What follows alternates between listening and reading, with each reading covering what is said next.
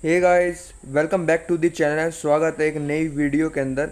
आज से हम एक नई सीरीज स्टार्ट करने वाले हैं जो कि यूट्यूब पे बिल्कुल भी अवेलेबल नहीं है। ये कहानी होने वाली है लू ली की, जो कि ऑर्डिनरी टीचर है, बट आजकल उसे बहुत ज़्यादा हेडेक होता है उसके 3 स्टूडेंट की वजह से। और जो लू ली की 3 स्टूडेंट्स होती है तो उनमें से एक बिजनेस की क्वीन होती है और दूसरी किलर की क्वीन और तीसरे वाली मेडिसिन की क्वीन होती है। बट लू ली बोलता है कि पर मुझे जितना याद है मैंने एक को मैथ पढ़ाया था सिर्फ, दूसरे को हेल्थ के बारे में थोड़ी बहुत रेसिपी बताई थी और तीसरी वाले को सिर्फ सेल्फ डिफेंस बताया था। आखिर वो इतने ज़्यादा खतरनाक कैसे हो सकते हैं?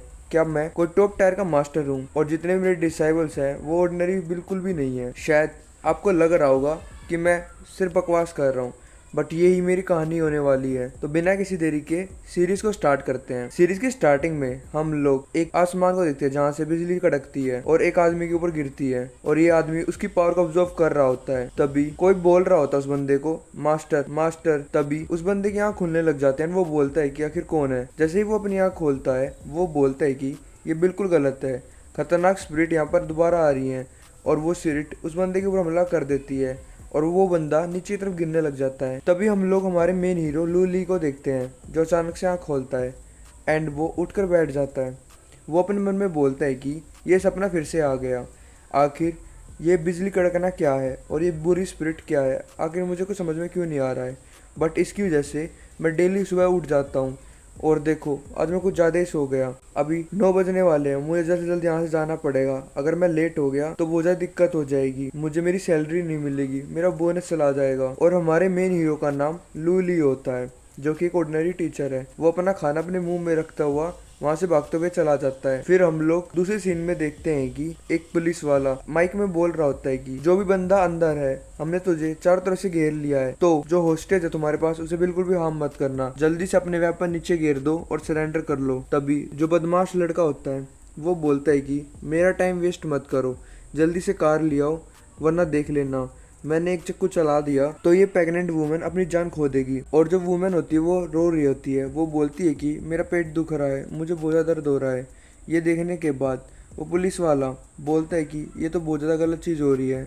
लगता है जो हॉस्टेज है वो बहुत ज़्यादा डर चुकी है जिसकी वजह से वो लेबर पेन में जा रही है। और ये स्पेशल फोर्सेस का कैप्टन चैन होता है। फिर जो चैन होता है वो अपने स्नाइपर को बोलता है कि क्या तुम्हें कोई क्लियर शॉट मिल रहा है? उसका स्नाइपर बोलता है कि ये अभी पॉसिबल नहीं है क्योंकि जो बैंक में चोरी करने के लिए आया है उसने होस्टेस को आगे लगा रखा है ताकि मैं एक क्लियर शॉट ना ले पाऊँ। तभी चैन के फोन पे उसके सीनियर का फोन आता है। वो बोलता है कि चैन क्या तुमने अब तक कुछ और को पकड़ा नहीं है? तभी चैन बोलता है कि चीफ ली अभी सिचुएशन बहुत ज्यादा कॉम्प्लिकेटेड है, मैं जल्दी कुछ करता हूँ ताकि हमें एक सोल्यूशन मिल सके। चीफ ली बोलता है कि मुझे कोई भी एक्सक्यूज नहीं चाहिए, मैं चाहता हूँ कि तुम जल्द से जल्द होस्टेस को बचा लो और इस रोबर को पकड़ लो। तभी चैन बोलता है कि ठीक है मैं समझ गया। फिर हम लोग दोबारा लू ली को देखते हैं जो भागते हुए बोलता है कि सिर्फ 1 मिनट बाकी, मुझे टाइम पर जाना पड़ेगा। तभी वो भीड़ को देखता है एंड वो वहीं पर रुक जाता है एंड वो अपने मन में सोचता है आखिर यहाँ पर क्या हो रहा है। एंड फिर वो चोरी को देखकर बोलता है क्या अभी भी चोर बैंक में चोरी करते हैं? मुझे तो लगा था सिर्फ ये मूवीज में होता है। जो चोर होता है वो बोलता है कि मेरी कार कहाँ पर है? लगता है तुम मुझे सीरियस नहीं ले रहे हो,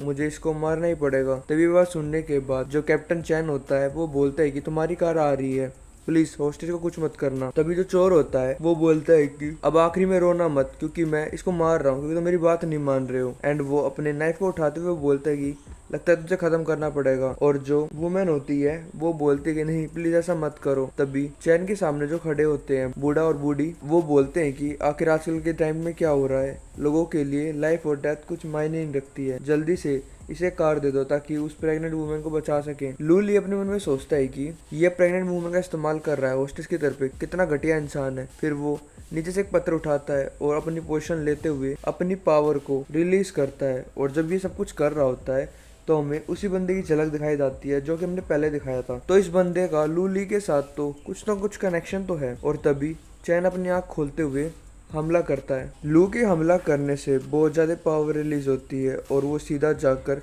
उस चोर के हाथ पे लगती है जिससे उस चोर का हाथ कट जाता है। और वो दूसरे वाला बंदा जो कि हमने स्टार्टिंग में देखा था वो लू ली की तरह अटैक करता है और वो पहाड़ को तोड़ डालता है। चोर दर्द के मारे चिल्ला रहा होता है। वो बोलता है कि मेरा हाथ मेरा हाथ। पुलिस वाला सोचता है कि आखिर यहाँ पर क्या हुआ, क्या स्नाइपर ने शॉट करा यहाँ पर? तभी जो कैप्टन चैन होता है वो बोलता है कि ये एक अच्छा मौका है, जल्दी से पकड़ लो। और जो उसके आर्मी वाले होते हैं वो फटाफट जाकर उसे पकड़ लेते हैं और चोर अभी दर्द के मारे चिल्ला रहा होता है और पुलिस वाले उस प्रेग्नेंट वुमेन को एम्बुलेंस में लेके जा रहे होते हैं। चैन अपने चीफ ली को बोलता है कि जो होस्टेज है वो बचाया जा चुका है। सभी लोग बात कर रहे होते हैं कि अच्छा है, होस्टेज बच गया, स्नाइपर ने तो कमाल का काम करा है। और चैन ये सब कुछ करने के बाद चुपचाप वहां से जा रहा होता है। फिर हम लोग ट्रेनिंग सेंटर में देखते हैं जहाँ पर चैन अपने बॉस के सामने खड़ा होता है एंड वो बोलता है कि प्रिंसिपल मुझे माफ कर दो, मेरे को रास्ते में कुछ दिक्कत हो गई जिसकी वजह से मैं टाइम पर नहीं आ पाया। प्रिंसिपल बोलता है कि तुम्हें चिंता करने की जरूरत नहीं है, वैसे भी मिस्टर लू हम आपको यहाँ से फायर कर रहे हैं। ये बात सुनने के बाद लू बोलता है क्या मुझे फायर कर रहे हो? तभी जो प्रिंसिपल होता है वो बोलता है कि हाँ, क्योंकि ये एक ट्रेनिंग सेंटर है, कोई चैरिटी नहीं। लू तुम्हारे पास एक भी सिंगल स्टूडेंट नहीं है और अगर तेरे पास स्टूडेंट ही नहीं है तो हम तुझे सैलरी भी रख क्यों रहे हैं? तभी लू बोलता है कि प्रिंसिपल पर लास्ट ईयर तो मैं बेस्ट टीचर था और मेरे जितने स्टूडेंट्स थे वो कमाल के थे सारे। तभी जो प्रिंसिपल होता है वो बोलता है कि वो पिछली बातें हैं और अभी के टाइम पर तो तुम्हारे पास कुछ भी टैलेंट नहीं है, इसलिए तुम्हें फायर करा जाता है।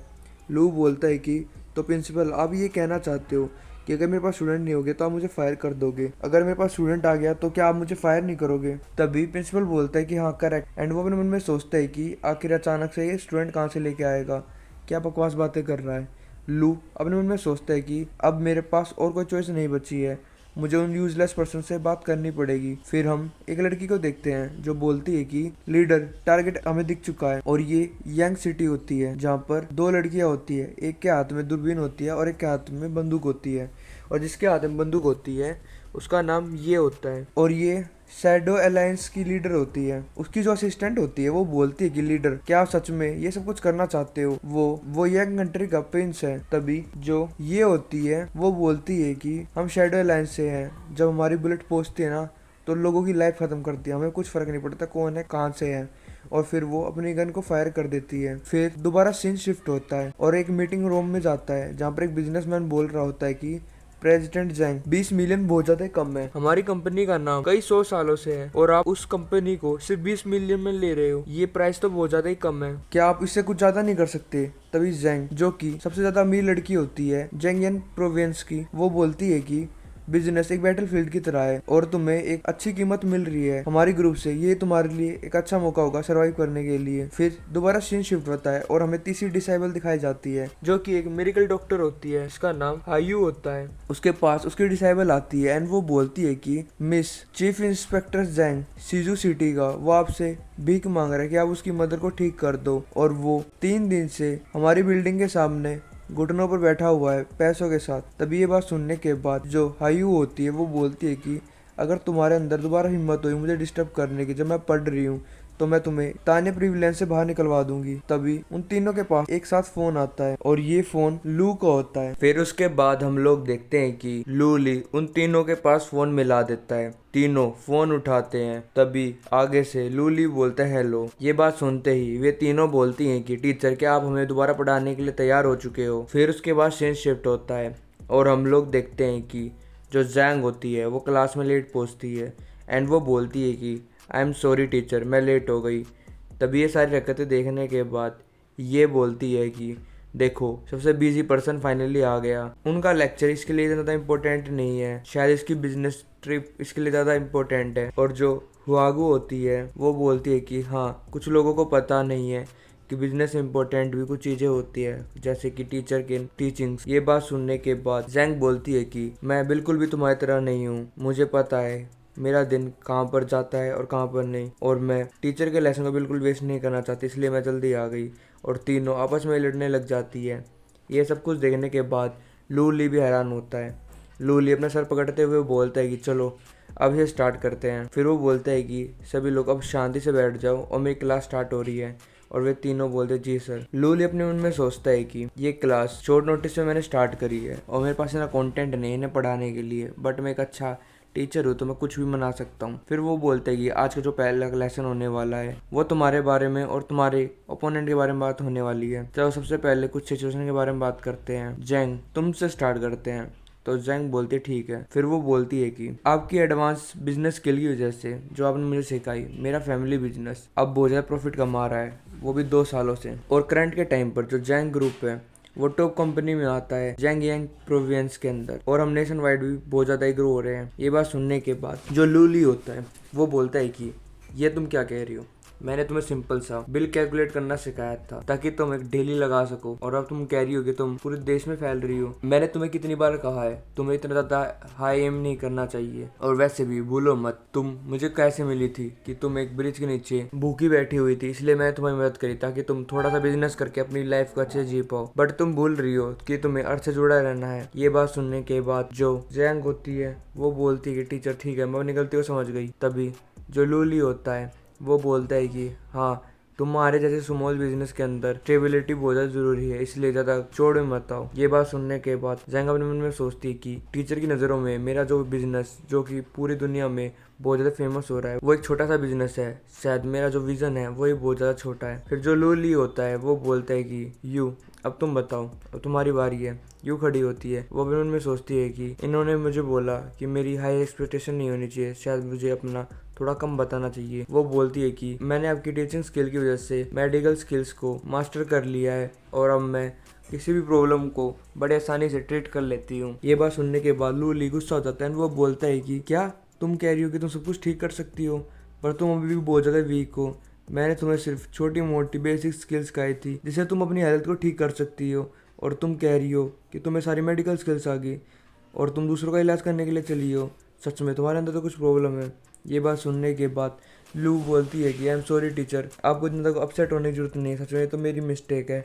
एंड वो मन में सोचती है कि टीचर की आंखों में मेरी मेडिकल स्किल जिसके लिए मैं इतना प्राउड करती हूँ वो सिर्फ एक नॉर्मल सी मेडिकल स्किल्स है। फिर एक्साइटमेंट की वजह से जो ये होती है वो खड़ी होती है, एंड वो बोले टीचर अब मेरी बारी है ना। लूली बोलते हैं कि हाँ तुम्हारी बारी है, अब जल्दी से बताओ। ये बोलती है कि मैंने बहुत सारी मार्शल आर्ट सीख ली है जो कि आपने मुझे बताई थी, और अब मैं उसे मास्टर भी कर चुकी हूँ। मेरी जो एबिलिटीज है वो एक्सीलेंस ग्रुप में पहुंच चुकी है, और अब मैं बिना किसी प्रॉब्लम के वर्ल्ड के किसी भी बंदे से फाइट कर सकती हूँ, सिर्फ आपको छोड़कर। टीचर ये अच्छा है ना। तभी जो लूली होता है वो बोलता है कि जल्दी से नीचे बैठ जाओ। ये बात सुनने के बाद लू बोलती है कि टीचर आखिर क्या हुआ, आखिर आपने सिर्फ मुझे बेसिक सेल्फ डिफेंस कहकर इतनी कम स्किल्स क्यों दी, अगर आप मुझे अच्छे सिखाते तो मैं और ज़्यादा स्ट्रॉन्ग हो सकती थी। लूली बोलता है कि क्या तुमने मेरी पहले बात नहीं सुनी। लू बोलती नहीं, मैंने पहले आपकी बात नहीं सुनी क्योंकि मैं सिर्फ पावरफुल होना चाहती हूँ ताकि मैं किसी भी ट्रबल में ना घुसूं। और ये बातें सुनकर जो विधवा की लड़कियां होती है हंसने लग जाती हैं, और जो लू होता है वो गुस्से के साथ बोलता है कि लगता है मैं तुम्हें कुछ दिनों तक कुछ सिखाया नहीं तो तुम सब कुछ भूल चुकी हो, और वैसे भी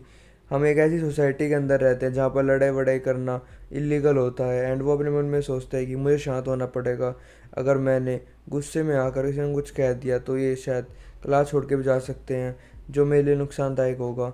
फिर वो बोलता है कि जल्दी से अपनी सीट पे जाके बैठ जाओ और हम अपने लेसन कंटिन्यू करते हैं। ये बोलती है कि टीचर आप हमेशा मुझे सिर्फ छोटे मोटे मूव सिखाते हो, अगर आप ऐसे सिखाते रहे तो मैं सच में पावरफुल नहीं हो पाऊंगी। हुआयू भी बोलती है कि यही सही कह रही है टीचर, आखिर आप हमें और एडवांस चीज़ें कब सिखाओगे, अगर आप हमें ऐसे बेसिक सिखाते रहे तो शायद हम और आगे नहीं बढ़ पाएंगे और एक ही लेवल पे अटके रहेंगे। ये बातें सुनने के बाद लू अपने मन में सोचता है कि ये कह रहे हैं कि ये हमेशा यहीं पर अटके रहेंगे, मैंने इसे मेडिसिन, मार्शल आर्ट और बिजनेस सिखाया है और ये कह रहे हैं कि बेसिक है, पर जो मैंने इन्हें नॉलेज दी है वो इस दुनिया की बिल्कुल भी नहीं है।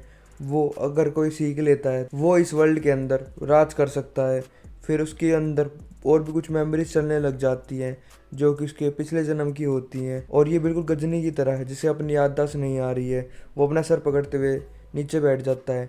उसके तीनों स्टूडेंट बोलते हैं कि मास्टर आप ठीक हो ना, आखिर क्या हुआ। तभी लू बोलता है कि अरे कुछ नहीं हुआ, बस मुझे छोटा सा चक्कर आया था। एंड वो अपने मन में सोचता है कि मेरी जो कुछ मेमोरीज जो मुझे दिखी आखिर वो क्या थी। वायु बोलती है कि टीचर शायद आपका जो एमेंशिया था वो वापस आ रहा है, क्या वो अब तक ठीक नहीं हुआ है। और एमेंशिया एक ऐसी बीमारी होती है जिसमें बंदे अपनी याददाश्त भूल जाते हैं। फिर उसके बाद हम लोग ट्रेनिंग सेंटर में देखते हैं और वहाँ पर जो लू की पहली क्लास होती है वो खत्म हो जाती है। फिर वो बोलता है कि मैं तुम्हें जाने से पहले एक बड़ी अनाउंसमेंट करना चाहता हूँ। वो बोलता है कि आज से हम अलग अलग डिफरेंट की स्टडी करेंगे और मैं तुम्हें अपनी सारी स्किल्स तुम्हें दूंगा, बट एक चीज जो जिसके लिए इम्पोर्टेंट होगी वो दो के लिए बहुत ज्यादा यूजलेस होगी और इसके बारे में ज्यादा कुछ कर भी नहीं सकता। इसलिए मैंने डिसाइड करा है कि मैं हर एक बंदे को एक एक हफ्ता अलग अलग ट्रेनिंग दूंगा। ये बात सुनने के बाद वे तीनों खुश होते हैं कि उन्हें तीनों को एक एक हफ्ता अकेले में मिलेगा। तभी लू बोलता है कि कि अगर तुम्हें कोई प्रॉब्लम हो तो तुम बता सकते हो। फिर वे तीनों एक दूसरे की तरफ देखते हैं एंड वे बोलते हैं कि हमें कोई भी दिक्कत नहीं है, हम इस रूल को मानने के लिए भी तैयार है, बट हमारी एक छोटी शर्त रहेगी जो आपको हमारी पूरी करनी पड़ेगी। अगर आप इसे अग्री नहीं करते तो हम भी आपकी बात अग्री नहीं करेंगे। ये बात सुनने के बाद लू बोलता है कि तुम्हारी क्या कंडीशन है। वे तीनों बोलते हैं कि हम आपके घर पे जाना चाहते हैं। ये बात सुनने के बाद जो लू होता है वो बोलता है कि क्या मेरे घर? तभी वे तीनों बोलते हैं कि हाँ, डिनर के लिए। ये बात सुनने के बाद लू बोलता है कि ठीक है, मेरे घर पे चल सकते हो, बट मैं तुम्हें सिर्फ एक बार ही लेके जाऊंगा। और वे तीनों खुश हो जाते हैं। फिर हम लोग हाउंटिंग नेबरहुड देखते हैं जहाँ पर कुछ गुंडे लोग कुछ ढूंढ रहे होते हैं एंड वो बोलते हैं कि आखिर वो एक आंख वाली सिंगल बर्ड कहाँ चली गई? अगर हमने उसे ढूंढ लिया तो हमारा बहुत ज्यादा प्रॉफिट हो गया। और जो उनका बॉस एक गंजा सा होता है वो बोलता है कि अगर हमने उसे नहीं ढूंढा तो एक बड़ी प्रॉब्लम हो सकती है। तभी जहाँ पर वे बंदे ये सब कुछ कर रहे थे वहीं से हमारा हीरो और वे तीनों लड़कियां जा रहे होते हैं। जैंग बोलती है कि आखिर हम टीचर के हाउस में कब गए थे, याद भी है? तभी हाउ बोलती है कि करीब 2 साल हो चुके हैं। ये बोलती है कि हाँ, टीचर की गलती सारी, क्योंकि ये बहुत ज्यादा ही कठोर दिल के हैं, वो कभी भी हमें अपने घर पे नहीं लेके जाते। और ऐसे ही पिछले साल जब हमारा ट्रेनिंग खत्म हुई तो उन्होंने हमसे सारे कनेक्शन तोड़ दिए, इन्होंने हमसे बात भी नहीं करी। लू बोलता है कि ये मैं इसलिए करता था क्योंकि एक आदमी और एक औरत को एक दूसरे से थोड़ी दूरी बना के रखनी चाहिए, खासकर जब अगर वो रिश्ता टीचर और स्टूडेंट का हो। तभी वे तीनों लू के पास आते हैं एंड वो बोलते हैं कि आखिर आप हमसे डिस्टेंस क्यों बनाना चाहते हो, आखिर आप हमारे बारे में क्या फील करते हो? ये बात सुनने के बाद लू बोलते हैं कि क्या मैं क्या फील करता हूँ, मैं तुम्हारा टीचर हूँ। तभी वहाँ पर एक औरत बैठी होती है, वो बोलती है कि टीचर लू, वापस आ गए तुम? लू बोलते है कि हाँ ग्रैंडमा वू, मैं वापस आ चुका हूँ और ये जो मेरे स्टूडेंट्स हैं वो आज हमारे साथ डिनर करेंगे। ये बात सुनने के बाद जो वू होती है वो बोलती है कि सच में ये तो वही गर्ल्स है जो कि मैं तुम्हारे घर में फोटोज में देखती हूँ, ये तो बहुत ज्यादा ही ब्यूटीफुल लड़कीज हैं। तभी लू बोलता है कि ये ग्रैंडमा वू है और ये हमारे नेबरहुड की सबसे पुरानी औरत है और इनका दिल बहुत ज्यादा ही अच्छा है। अगर तुम्हें किसी भी प्रॉब्लम में हो और कभी हेल्प की जरूरत हो तो आप इनसे पूछ सकते हो और ये भी मेरी बहुत मदद करती हैं। ये बात सुनने के बाद वे तीनों ग्रैंडमा वू को हेलो करती हैं। तभी जो टीचर होता है यानी कि लू, वो बोलता है कि ग्रैंडमा वू, आखिर जो आपका मेडिकल सूप है वो आप कब बनाओगे, वो मना नहीं है क्या? तभी वो बताती है कि टीचर लू, जो तुम्हारी कैट है जिसे तुम ऑन करते हो वो मुझे कभी मेडिसिन बनाने नहीं देती, वो यहाँ के जितने भी डॉग्स होते हैं उनको पीटती रहती है। लू बोलता है कि हाँ, जो जाबाए है वो काफ़ी ज़्यादा अजीब सी बिल्ली है, वो कुत्तों से डरती नहीं है बल्कि कुत्तों को मारती है। शायद उसके अंदर कोई हिडन टैलेंट है जो हमें नहीं पता। अगर आप उसके लिए कुछ दवाई बना दोगे तो वो शायद वो ठीक हो जाएगी, मुझे लगता है कि वो बीमार है। तभी टीचर वो बोलती कि वैसे मैं तुम्हें एक बात बताना भूल गई, तुम्हारी बिल्ली एक छोटे से रेड बर्ड को पकड़ के लेके आ गई है। ये बात सुनने के बाद उसके पीछे से कोई बोलता है कि अच्छा, बूढ़ी औरत के पास एक लाल कलर का बर्ड है जिसके अंदर येलो पंख भी हैं। ये बात सुनने के बाद टीचर वो बोलता है कि हाँ ऐसी है, वो बहुत सुंदर है, पर आखिर तुम्हें कैसे पता? तभी उसके पीछे वो गंजा आता है एंड वो हंसते हुए बोलता है कि क्योंकि वो बर्ड मेरा है और वो मैं लेने के लिए आया हूँ। फिर उसके बाद हम लोग देखते हैं कि जो गंजा होता है वो चिल्लाते हुए बोलता है कि हे लड़के, वो बर्ड मुझे जल्द से वापस दे दो वरना तुम बहुत ज़्यादा ही बड़ी ट्रबल में घुस जाओगे।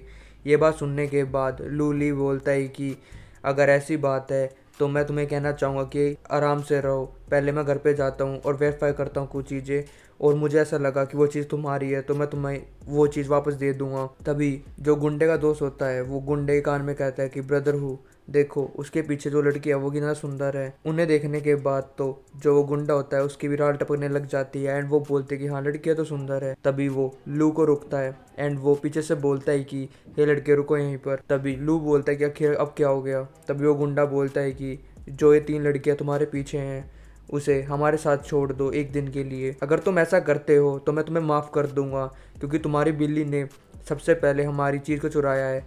आखिर ये प्लान कैसा है? तभी ये बात सुनने के बाद लू बोलता है कि पहली बात, मेरी बिल्ली ने कोई भी चोरी नहीं करी है, और दूसरी बात, ये दोनों मैटर अलग अलग है, तुम इन दोनों को एक साथ क्यों लेके आ रहे हो? और जो तुमने मुझसे बात कही है वो मुझे बिल्कुल भी पसंद नहीं आई है। ये बात सुनने के बाद वहाँ पर सन्नाटा हो जाता है। फिर वे गुंडे लोग हंसने लग जाते हैं एंड वो हंसते हुए बोलते हैं कि तुम तो यार मुझे हंसी से मार डालोगे, आखिर तुम्हें मेरी टोन पसंद नहीं आई, तुम्हें मेरी बात पसंद नहीं आई तो तुम मेरा क्या उखाड़ लोगे?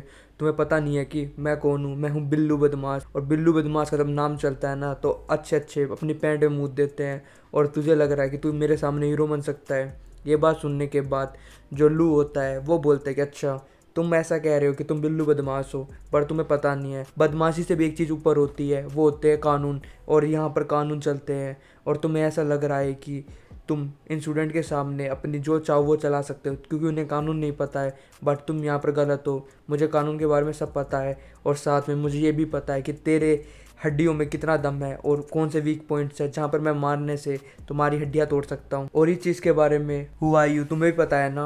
हुआयू बोलते कि हाँ मुझे पता तो है। सबसे पहले तो वो हाथ के वहाँ होते हैं, तभी जैसे वो उस चीज़ का नाम लेती है लू उस पर हमला करता है, बिल्लू बदमाश का हाथ तोड़ देता है। बिल्लू बदमाश डर के मारे चिल्ला रहा होता है, वो बोलता है आखिर तुमने मेरे हाथ के साथ क्या करा, ये वर्क नहीं कर रहा है। तभी जो लू होता है वो बोलता है कि चलो तुमने पहला पॉइंट तो सही बताया, अब मुझे बताओ कि मैं कैसे इस बिल्लू बदमाश को बेहोश कर सकता हूँ एक ही टेक्निक के साथ। तभी ये बात सुनते ही हायू बोलती है कि आप इसके हार्ट पे हमला कर सकते हो। और जो लू होता है वो ऐसा ही करता है, वो उसके निपलों के पास एक इमेजिनरी लाइन इकट्ठी करता हुआ उसके हार्ट पे मारता है, जिसकी वजह से जो बिल्लू बदमाश होता है वो जमीन पे गिर जाता है और बेहोश भी हो जाता है। बिल्लू बदमाश की ये हालत देखने के बाद उसके साथी हैरान होते हैं एंड वो बोलते हैं कि आखिर इसके साथ क्या हो गया।